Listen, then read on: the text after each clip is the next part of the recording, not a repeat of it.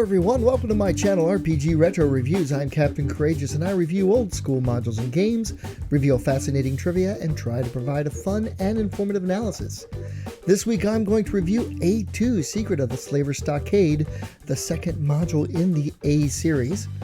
I've already reviewed A1, Slave Pits of the Undercity, so if you haven't already watched that video, you may want to check it out as well, but it is not required viewing for this review.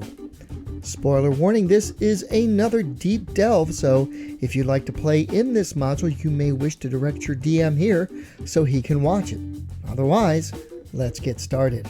Released in 1981, written by Harold Johnson along with Tom Maldbay, this particular module represents a lot more cohesive, logical, and realistic approach to the slave lords and is more in keeping with what one might find if such a thing actually existed, containing a lot more of that Gygaxian naturalism than its predecessor, and was more geared towards campaign play than tournament use. While this was used in the D&D tournament at Gen Con 13 and guidelines for tournament use are provided, there's a lot more meat to this second entry than its predecessor.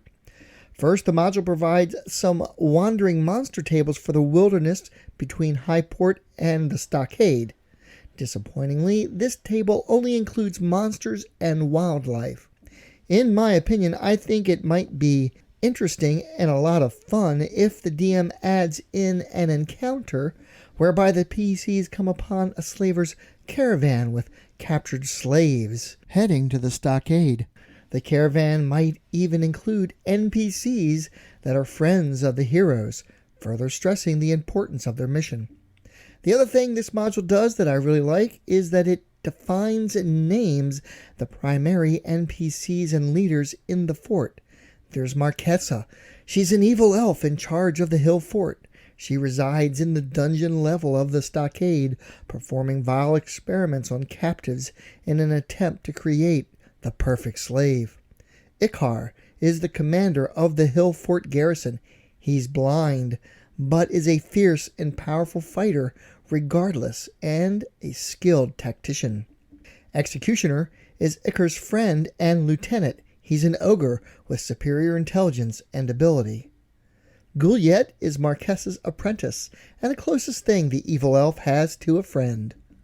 Blackthorn is an ogre magi, a slave lord's representative and in charge of Marquesa's dungeon guards. He always appears in humanoid form, that of a 7-foot-tall human with gray skin, sparse hair, sunken eyes, and a skeletal, emancipated physique.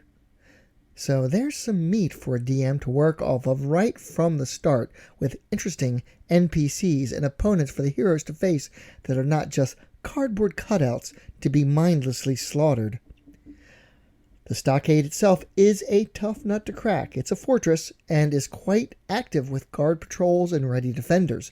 The module does throw the PCs a bone, or in this case a rope, however. The start of the module has a slave informing the PCs of his recent escape from slaver captivity and that the rope he used to climb down from the second-story window on the curtain wall is probably still there since no one saw him climb down, so careful PCs can use this rope to gain access to the stockade proper. So while this basic MacGuffin does allow access to the stockade, I don't particularly care for it because it's too similar to how the heroes gained access to the slave pits in Highport. An escaped slave provides the key to secret access. Now, there is a different way to get the PCs to this same point without it seeming too railroady and breaking that verisimilitude. Clearly, the place is well defended. The stockade is located in the Drakensgrab Hills along the wild coast, so given the hilly terrain, it can provide an overlook area where the PCs can secretly observe the stockade. It may take several days of scouting, avoiding patrols as they try to find a means to gain entry into the place without raising the alarm. The PCs can time the patrols, probably noticing how relaxed they are. Soldiers can't remain on alert status at all times. Months, years can go by where nothing happens, so it's very common for troops to become careless. The PCs can time the patrols, and further they could probably see that there is a section of the stockade that remains dark at all times, where no torchlight is seen, and this is the access point they can use. The module mentions this section of the fort is rumored to be haunted and avoided by the patrols, and it's not even cleaned out or used. So by timing their approach with the patrols, they could get to the base of the fort unnoticed. A thief could climb up the wall, gain access through the window, and toss down a rope. To me, this is more exciting. The thief climbing up the wall, hearing voices overhead, having to be careful to avoid discovery. Done correctly, the DM could certainly induce a few heart-pounding moments. Conversely, the players might also come up with a plan to infiltrate the stockade directly by posing as a caravan with slaves and so forth. This could come in handy if the slaves have the encounter that I mentioned in the wilderness area with a slave caravan. They could then use the papers and disguise themselves as slavers, perhaps even using some willing slaves to come along with them. This would also gain them entry into the stockade and provide some heart-pounding moments. One thing that makes the Slaver Stockade so different and exciting from other location-based adventures is that it is active and well defended. If the PCs try to hack and slash their way through the place, they will surely fail, perish, or get captured, so that ramps up the tension significantly. The module goes into great detail talking about the hill fort's defensive strategies that include such things as trained carnivorous apes and war dogs. Ultimately, the PCs will probably mess up and the fort will go on alert, and I would submit that the longer the DM can keep them on the edge of the knife and keep the tension going as the PCs try to avoid discovery, the more fun this module will be.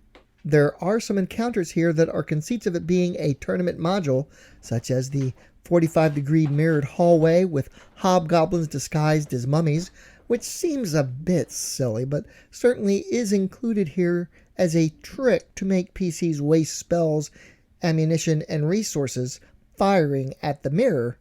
But one has to ask why such a situation would exist to begin with, and players will likely roll their eyes at the DM, so it's probably best to just sculpt out such things. The hill fort is divided up into two distinct levels. There is the stockade level and the dungeon level, and both are pretty substantial. The goal of the characters here should be twofold. Rescue what slaves they can and try and discover the location of the slaver's secret base. Once that's accomplished, escaping the stockade should be paramount. The sheer number of enemies here means two things. They will not likely be able to defeat them all, and they will also be unable to find a place to rest and recuperate while in the stockade, so they've got their work cut out for them.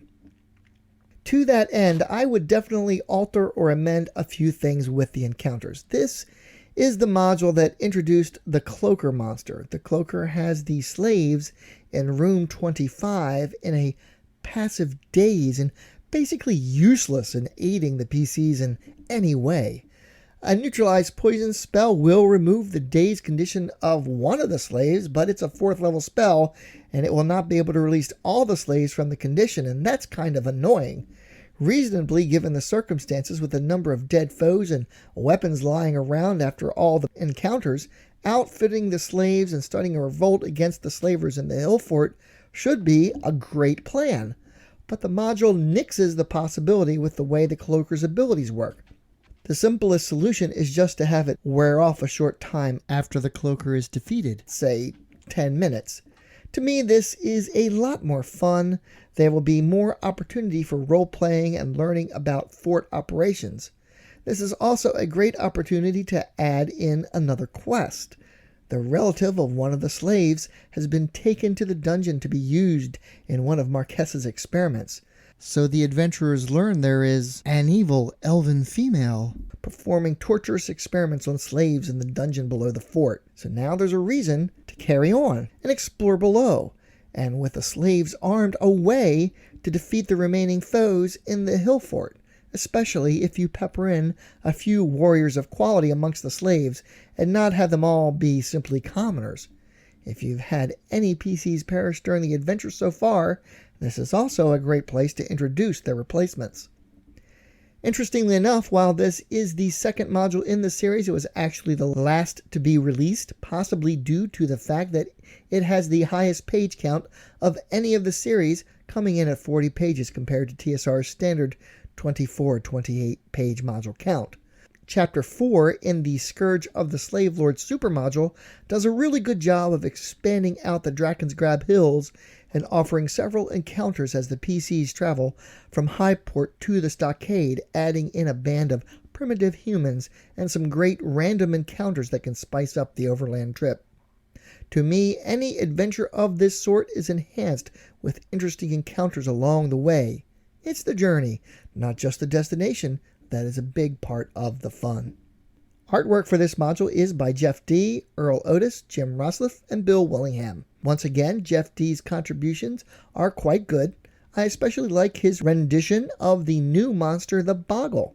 His rendition of the Stockade's Commander Icar on the cover page is iconic to the entire series, reproduced by various artists over the years. Jim Rosliff's cover depicting what appears to be a hobgoblin leading a Boggle attempting to track the intruder PCs is evocative of the action that takes place within the module, but is certainly not his best work. More intriguing is the depiction of the cloaker on the back cover by Earl Otis. This module is especially text-dense, and there are no other major art pieces here other than the nominal spacer art. What's actually frustrating is what's not here, and that's depictions of the other major NPCs in the module, especially the she-elf commander, Marquesa, that's performing experiments on slaves in the dungeon level. Fortunately, in 2013, when Wizards released the Against the Slave Lords premium book, they held a contest for fan art, many of which are quite good and could absolutely have fit right in with the modules when they were originally published. The Marquesa art piece by artist Mike Lowe is very good and fills that missing niche quite nicely. Like its predecessor, A2, Secret of the Slaver Stockade, was widely distributed and can be acquired on eBay relatively inexpensively, with prices ranging from around $15 to $30 depending on condition and completeness. The module is also available for print on demand at DriveThruRPG for only $10.50, and that includes the PDF. So let's go ahead and take a look at A2, Secret of the Slaver Stockade, on my D20 rating scale of style, presentation, and value. Style-wise, this module is very text-dense.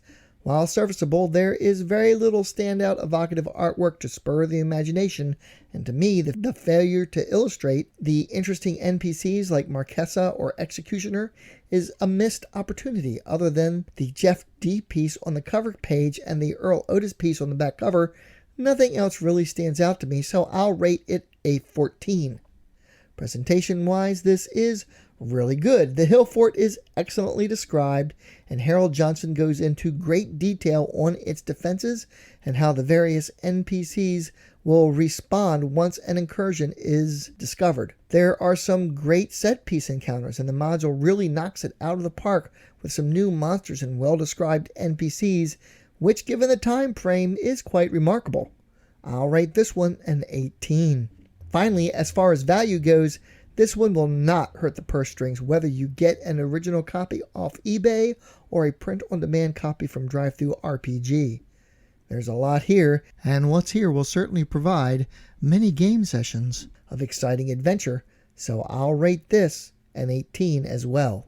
That brings the overall rating of A2 Secret of the Slaver Stockade to a 17. Very good. Thank you all so much for watching. I hope you found this video informative and useful. My DJ business has pretty much been brought to non-existence due to the pandemic, so you will certainly see a big spike in content over the next several weeks as I'm basically working from home at this point. If you would like to help out the channel, I can tell you that the links to the various products I've described are affiliate links, so if you like them and want to make a purchase, please use the affiliate links below when making your purchase. I'd also like to give a big shout out to my Patreons who have been very generous by supporting me. Finally, please subscribe and click the little bell so you can get notifications when I upload more content. Like, comment, and share. Join the RPG Retro Review Facebook group and consider supporting the channel by becoming a Patreon. As always, my friends, may your D20 roll true and game on!